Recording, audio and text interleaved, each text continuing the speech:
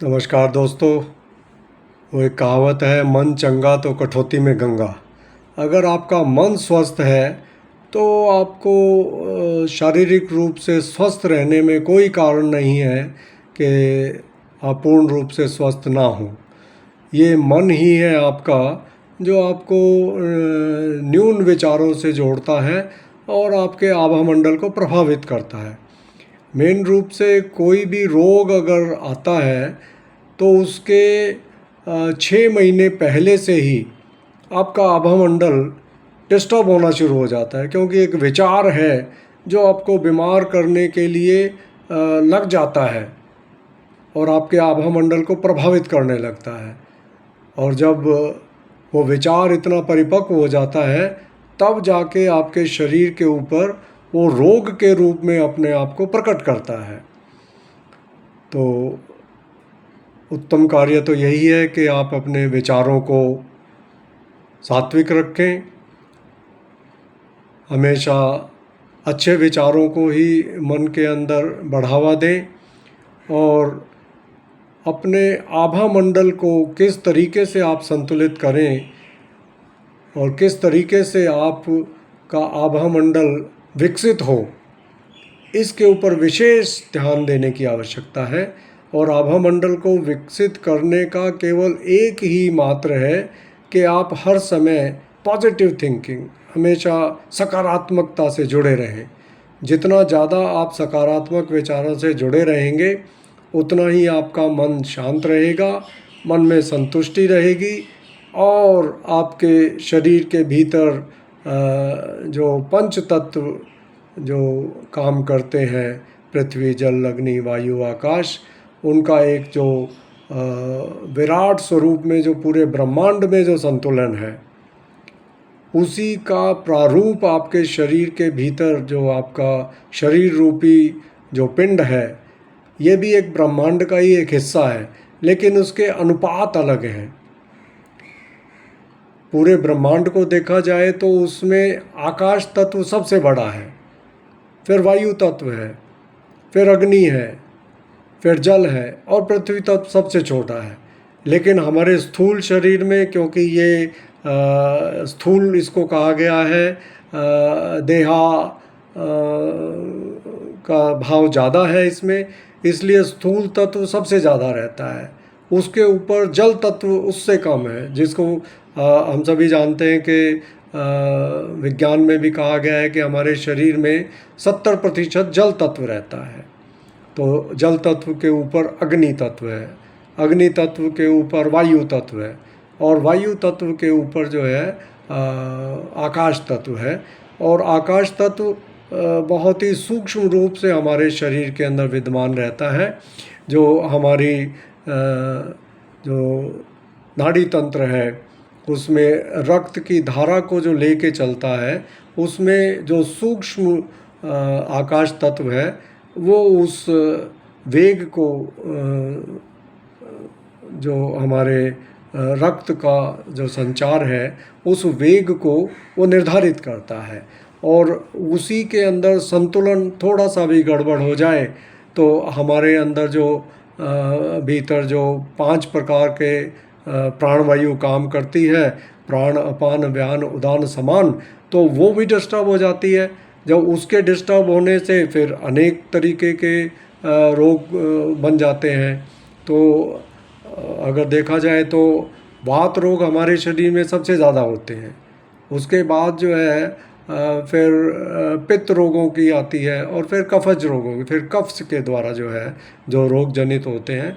तो इस प्रकार से जो 3 जो हमारे त्रिगुणात्मक ऊर्जा जो काम करती है वात पित्त कफ की, उसका भी संतुलन डिस्टर्ब हो जाता है और वो केवल हमारे विचारों से ही हम उसको कंट्रोल कर सकते हैं। अगर आप सकारात्मक विचारों को अपने जीवन में अपनाते हैं, अपनी रोज़मर्रा की ज़िंदगी में अपनाते हैं और संतुष्टि का भाव करते हैं। संतुष्टि का भाव तभी आपके मन में आता है जब अपने सामर्थ्य के अनुसार पूरा श्रम आप करते हैं और श्रम करने के बाद समर्पित भाव से परमात्मा की अनुकंपा से जो उसका पारितोषिक आपको मिलता है उसमें संतुष्ट रहते हैं और अपना जीवन यापन करते हैं, परिवार के अंदर अच्छा सौहार्द बना के रखते हैं, तो वही आपके जीवन के अंदर संतुष्टि का भाव पैदा करती है।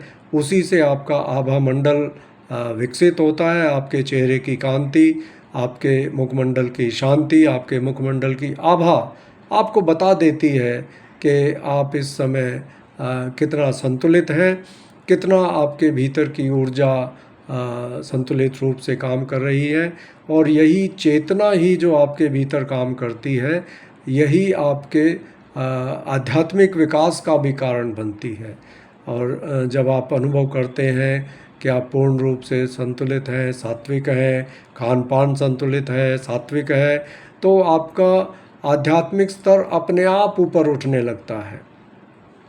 तो अब हम इसमें बात कर रहे हैं कि आभा मंडल को विकसित करके किस तरीके से रोग से मुक्ति पाई। अगर मान लिया रोग हो भी गया है तो रोग का निवारण करने के लिए पहले अपने आभा मंडल को आपको प्रक्षालित करना पड़ेगा।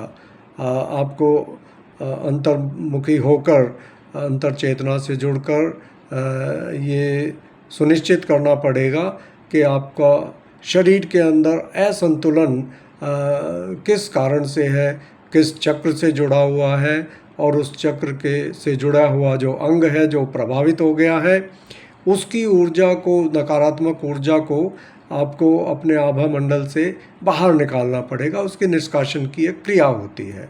तो उस क्रिया के अनुरूप जब आप किसी भी समर्थ आभा मंडल के विशेषज्ञ से चर्चा करेंगे तो वो आपके आभा मंडल का निरीक्षण करके आपको बता देगा कि आपको किस अंग के द्वारा आभा मंडल आपका डिस्टर्ब है, उसकी नकारात्मक ऊर्जा को बाहर करने का मार्ग बता देता है वो, और कर देता है, और आपका आभा मंडल धीरे धीरे संतुलित होने लगता है।